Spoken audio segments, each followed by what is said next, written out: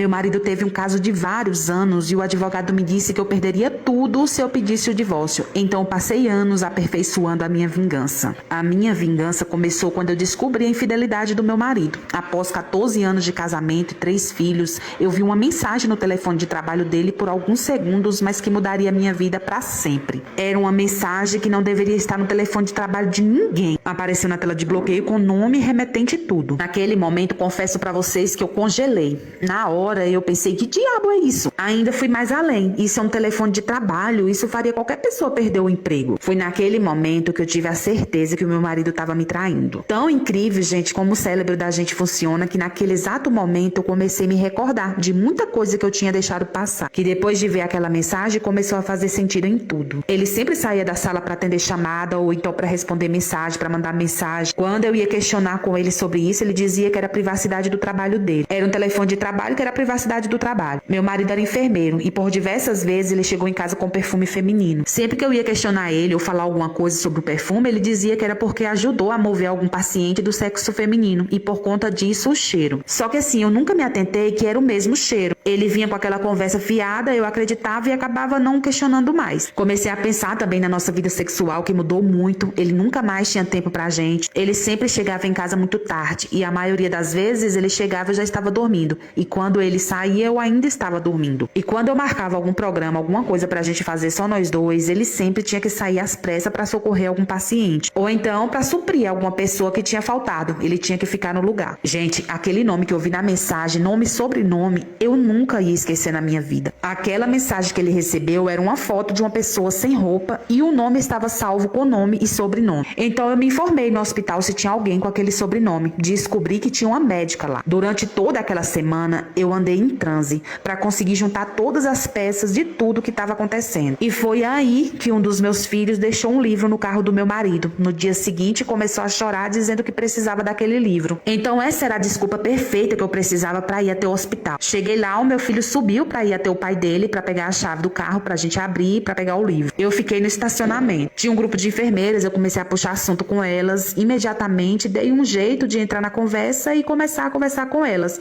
e falar o quanto era legal esse negócio de telefone de trabalho. Achava mó da hora de como o telefone funcionava. Foi muito legal do hospital ceder esses telefones pros funcionários, pros enfermeiros e tal. E elas começaram meio que debochar, assim, vamos dizer, a rir. Dizer que o hospital era muito mesquinho para oferecer telefones para todo mundo. Tinha uma classe lá executiva que recebeu esses telefones e que teve até voto. Teve votação lá para ver se as outras pessoas iam receber também. Os enfermeiros, médicos, mas não receberam não. Ou seja, meu marido não tinha nenhum telefone dado pelo hospital. Daí era tudo o que eu precisava, né? A prova da traição era essa daí. No dia seguinte, eu fui até o advogado e falei que eu queria me separar. Contei tudo o que estava acontecendo e falei que eu queria me separar. O advogado me alertou e me disse que se eu me separasse, eu seria a mais prejudicada, que eu ia me ferrar e muito. Primeiro, eu ganho mais que ele. Segundo, eu trabalho muito mais que ele. Ele tem muito mais tempo do que eu. O advogado ainda me alertou que eu perdi trabalhar para poder pagar a pensão